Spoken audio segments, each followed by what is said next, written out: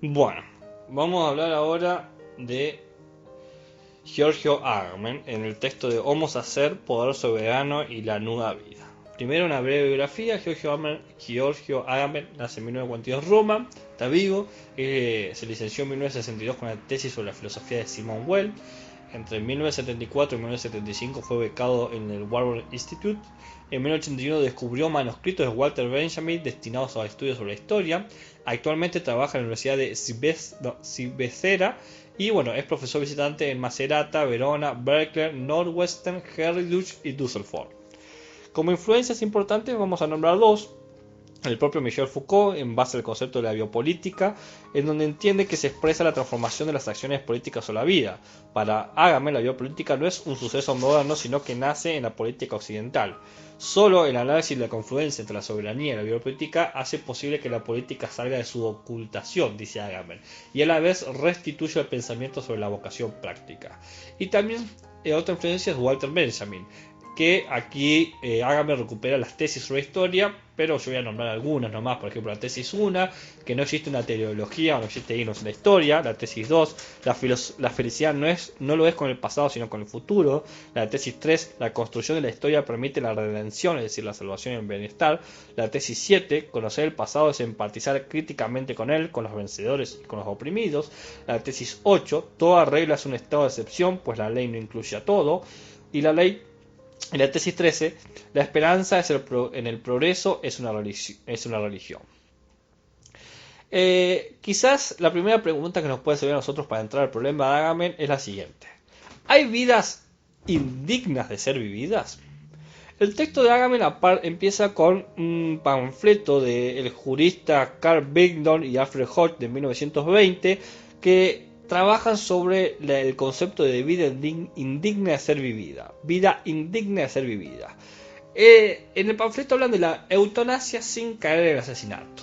Porque dice que debería haber una soberanía del hombre sobre su propia existencia y debería haber una autorización para poder suprimir la vida indigna que se vive.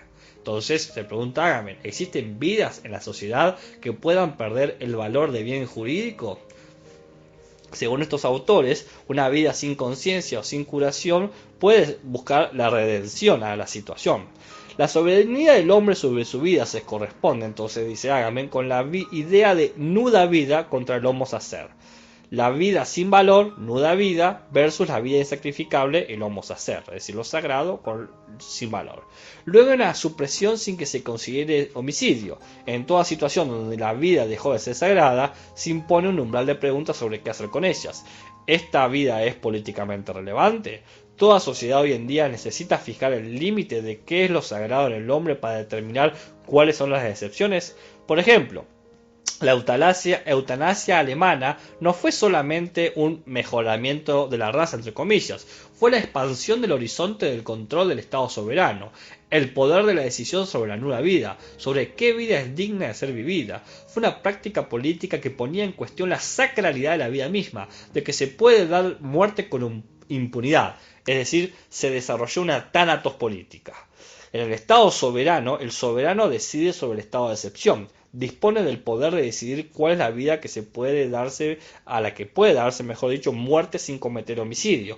Pero en el estado biopolítico se decide cuándo una vida deja de ser políticamente relevante, lo que conlleva que la vida deje de ser el principio de soberanía para ser el lugar en donde se define su soberanía.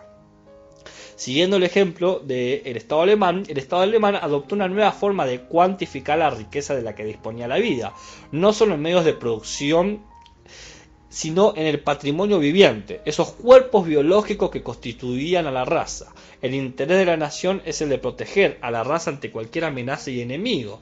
Identificar a la política con la policía sirvió a este Estado soberano para mantener sana la herencia genética. El dato biológico se convirtió aquí en un dato político. La herencia natural es una tarea del Estado. Aquí la política era dar forma a la vida del pueblo. Frente a este razonamiento, Agamben va a pasar a la oposición entre Zoe y Bios.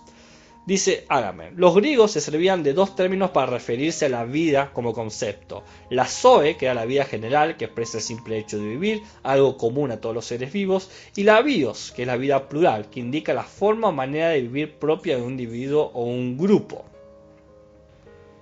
Aristóteles aclara que si bien el hombre nació con vistas de vivir, su existencia se dirige al vivir bien. El hombre es un animal, un zoón, y por lo tanto le conviene la vida en tanto zoé, pero también es un animal de una especie, de la especie humana. Su modo de bios es la política, y de ahí que sea un zoón politicón, es decir, un animal político. Agamben dice que Foucault reflexiona sobre esta transición en las implicancias de la vida moderna, donde la vida se incorpora a los mecanismos y a los cálculos del poder. La vida llana se coloca como objetivo de la sociedad y de sus estrategias políticas, lo que nos da una animalización del hombre, como por ejemplo el Holocausto. Esto es una configuración política que adecua al hombre en un cuerpo dócil. Arendt también pensó esto, entiende Arendt, entiende Agamben, cuando empieza a hablar de la decadencia del espacio público. Lo que le interesa a Agamben es entender que el ingreso de la zoé a la polis produce una politización de la nueva vida que constituye el acontecimiento decisivo de la modernidad. Es así como entendemos las nuevas consideraciones de la política en términos de biopolítica, porque el poder penetra en los cuerpos de los sujetos y la forma de su vida a través de dos medios: las técnicas políticas que utiliza el Estado para asumir, integrar y cuidar la vida natural de los individuos, y las tecnologías del yo, que efectúan un proceso de subjetivación que lleva al individuo a vincularse con su propia identidad y su propia conciencia, dándole a la vez un control del exterior. Esta dualidad de poderes, el individuo y la totalidad, existe como una posibilidad, o gracias a la posibilidad, de que la nueva vida es el núcleo que los relaciona. Es necesario, por lo tanto, para Agamben repensar la tesis aristotélica donde se opone el vivir, la zoe, con el vivir bien, para responder a la pregunta sobre por qué la política occidental se constituye como un medio de exclusión de la nueva vida. Cita: en cualquier caso, el ingreso de la zoé en la esfera de las polis, la politización de la nueva vida en la modernidad, es algo decisivo y marca una transformación radical de las categorías políticas filosóficas del pensamiento clásico. En uno de sus últimos escritos, el autor Foucault afirma que el Estado occidental moderno ha integrado en una medida sin precedentes a las técnicas de individualización subjetivas y a los procedimientos de totalización objetivos, y habla de un auténtico doble vínculo político constituido por la individuación y por la simultánea totalización de las estructuras del poder moderno. Fin cita. Así, hay que entender que la nueva vida tiene un singular privilegio: es aquello sobre cuya exclusión se funda la ciudad de los hombres. Es el nexo que hay entre un punto al otro en el lenguaje. Es el nexo entre la foné, la voz, y el logos, la lengua. Estas miradas acerca de la humanidad del hombre proponen una política en donde el hombre es el ser vivo que en el lenguaje separa la propia nueva vida y se la pone a sí mismo mediante el homo sacer, manteniéndose, mejor dicho, una relación íntima con ella, con la nueva vida, por medio de la exclusión. Esta virtud, donde la excepción se ha convertido en la regla, hace que coincida el espacio de lo político con el margen de la vida nuda. Es una zona de irreductible indiferenciación. Es un proceso de indiferenciación que objetiviza al hombre, porque la exclusión de la nueva vida consiste en el fundamento oculto de todo orden jurídico. Es donde las fronteras desaparecieron y se irrumpe la nueva vida en la propia ciudad, pasando a generar un nuevo ordenamiento político y una nueva esfera de conflictos. Sucede entonces un proceso donde el hombre se vuelve sujeto del poder político. Se está reivindicando la polis al tratar de transformar la zoe en una bios. Lo que ocurre es una aporía. El lugar de la libertad y felicidad del hombre se encuentra allí donde se da la servidumbre, la propia zoe. Todo sateliza alrededor del cuerpo, se lo considera como un eslabón sagrado, una vida insacrificable, y sin embargo está totalmente expuesta a ser sacrificada. Funciona una idea de soberanía inspirada, o como lo comprende, mejor dicho, Smith: el soberano es aquel que decide sobre el estado de excepción. Cita: La definición smithiana de soberanía, soberano es el que decide sobre estado de excepción, se ha convertido en un lugar común, antes incluso de que se haya comprendido qué es lo que en esta definición estaba verdaderamente en juego, o sea, nada menos que el concepto límite de la doctrina del Estado y del derecho en que está, puesto que todo concepto límite es siempre el límite entre dos conceptos. Aquí se limita con la esfera de la vida y se confunde con ella. De ahí vamos a esta preocupación de Agamben, la soberanía desde la excepción. Entonces nos vemos obligados a generar una distinción de conceptos, ya que se genera un diálogo de Agamben con Foucault, con Arendt y con Löwit. Entendemos que con Foucault la implicación de la vida natural de los hombres en los mecanismos y los cálculos del poder es ocupación de la soberanía. Allí se objetiviza al propio yo y se subjetiviza la totalidad externa y se manifiesta, por ejemplo, en los campos de concentración. Frente a eso tenemos la soberanía propia del totalitarismo en Arendt, un medio para generar la experimentación total de la naturaleza del hombre, en donde se ignora el hecho de que se ha establecido por la incursión de la nueva vida en la política y genera la necesidad del dominio total. Y frente a esto, en tercer lugar tenemos a Löwit y la neutralización, donde la politización de la vida es la piedra angular del totalitarismo. Supone un ejercicio de neutralización de las diferencias relevantes, es decir, se crea a la masa. La masa es el resultado de la democracia burguesa, en donde todo se politiza, tanto lo privado como lo público. Dice Agamben que todas estas transformaciones vistas de tres formas distintas por Foucault, Arendt y Löwit no es algo imprevisto. Los acontecimientos se fueron direccionando para inscribir la vida en el orden estatal. Se traspasó de lo privado a lo público, de las libertades individuales hacia las obligaciones colectivas. Fue un movimiento unidireccional. Todos los estados totalitaristas se transformaron lentamente en democracias parlamentarias, porque ya suponían la nueva vida. Solo faltaba encontrar el sistema de organización que permitiera cuidarla, controlarla y disfrutarla.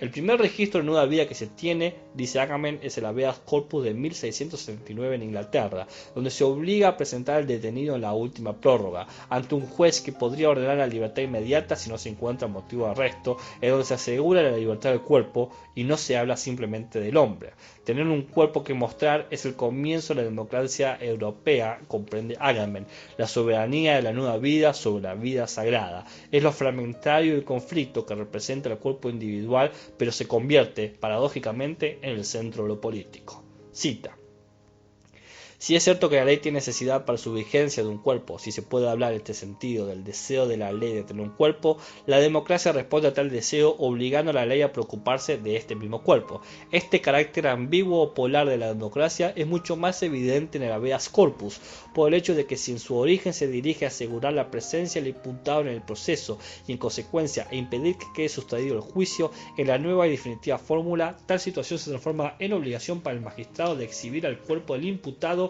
y de exponer los motivos de su detención. Corpus es un ser bifronte, portador tanto de la sujeción del poder soberano como de las libertades individuales. Fin cita. Y así llegamos más claramente a la preocupación del cuerpo del ciudadano. La ley, para funcionar, necesita de un cuerpo.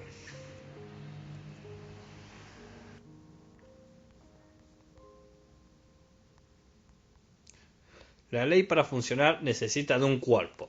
La democracia hace que la ley se preocupe y proteja este cuerpo, cuidar por ejemplo al imputado para realizar el juicio, colocando el cuerpo en una situación extraña, por encima de la ley ya que ésta la necesita, por debajo de la ley ya que todo cuerpo es el objeto de la ley. La exposición a recibir la muerte es lo que le da forma a la nueva política de Occidente. Arendt señala, dice Agamben, que en el Estado-Nación los inalienables derechos humanos desaparecen cuando se les niega el derecho a tener derechos.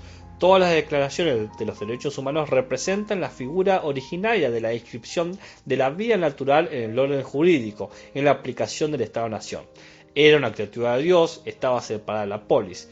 Ahora es parte de la estructura estatal, es el fundamento legítimo, es la declaración expresa que la pura vida natural es lo que le da derecho al sujeto.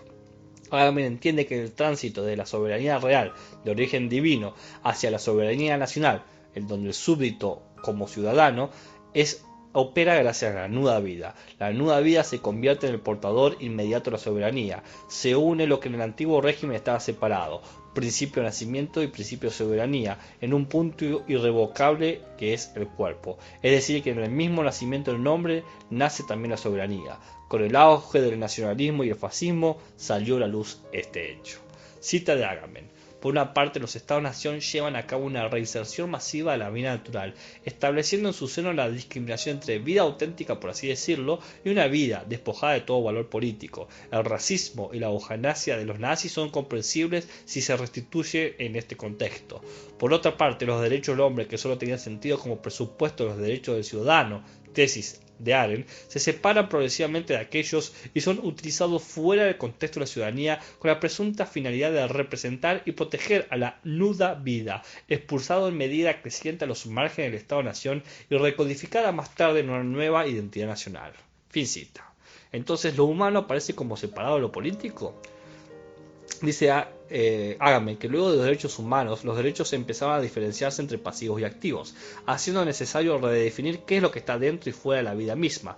Debe determinarse qué es lo que comprende ahora una vida sagrada. El número creciente de refugiados rompió la continuidad entre hombre y ciudadano. Nacimiento y nación ya no podía legitimar al Estado, haciendo que estos dos términos se mostraban irreconciliables. Un ejemplo claro fue el permiso jurídico de los estados para desnaturalizar y desnacionalizar a sus ciudadanos. El radical extremo ejemplar fue Alemania, que llevó un proceso a favor de la protección de la sangre y del honor de los alemanes, donde se los dividieron a los individuos con pleno derecho o con segunda categoría. Así, el hecho de ser ciudadano era algo que te tenía que corresponder, era un tema de dignidad y que podía ser revocado. Los judíos no podían ser enviados a los campos de concentración al menos que hayan perdido su nacionalidad.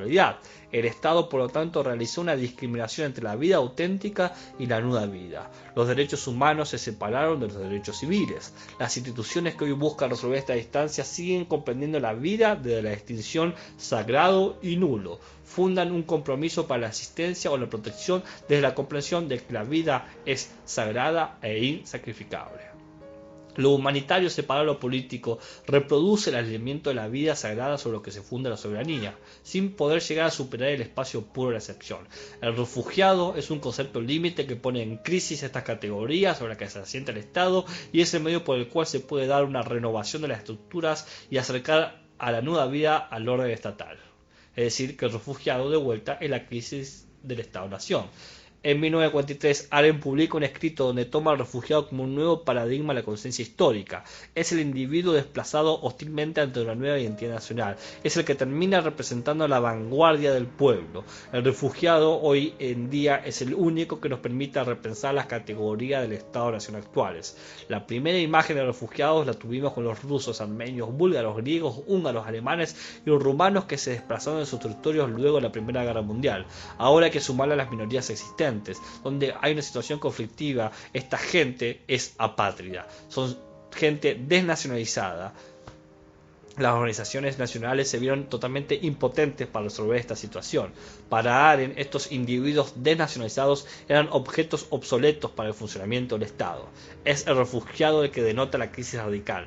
Los Estados-nación no tienen ningún lugar reservado para el hombre puro. El Estado-nación se define por cómo expulsa a las criaturas humanas, por cómo expulsa a la nuda vida. Esa expulsión de los cuerpos supone, por lo tanto, la creación del ciudadano. El refugiado denuncia la propia farsa. La humanidad no puede ser representada por el Estado-nación. Cita de Agamben. Se impone desligar resueltamente el concepto de refugiado, la figura de vida que representa, de la de los derechos humanos, y tomar en serio la tesis de Hannah Arendt que vinculaba la suerte de los derechos a los Estados-nación modernos, de tal forma que el ocaso de la crisis del Estado supone necesariamente que aquellos conceptos de hombre queden anticuados. Hay que considerar al refugiado como lo que en verdad es decir, nada menos que un concepto límite que pone en crisis radical las categorías fundamentales del Estado-nación, desde el nexo nacimiento-nación al nexo hombre-ciudadano, y permitir así despejar el terreno para una renovación categorial que ya no admite dilación alguna con vistas a una política en que la nuda vida deje de estar separada y exceptuada en el seno del orden estatal, aunque sea a través de la figura de los derechos del hombre. Fin cita.